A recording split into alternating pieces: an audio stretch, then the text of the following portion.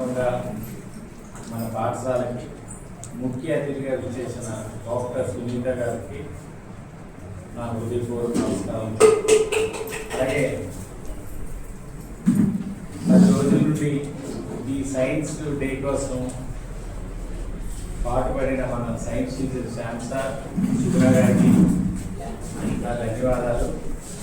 అలాగే నా స్టాఫ్కి నా నమస్కారాలు. విద్యార్థులకు నా ఆశీస్సులు. విద్యార్థులకి సైన్స్ పట్ల కుతూహలం పెంచడమే మన సైన్స్ టీచర్ లక్ష్యం. ఆ దిశగా సుగుణా మేడం గారు, శ్యామ్ సారు, మరి నేను పనిచేసే చాలా పాఠశాలలో చూశాను. సైన్స్ టీచర్ అంటే టీచ్ చేయడం అంటారు. సైన్స్ టీచర్ టీచ్ చేయరు, మేడం గారు ప్రాక్టికల్గా బోధిస్తారు.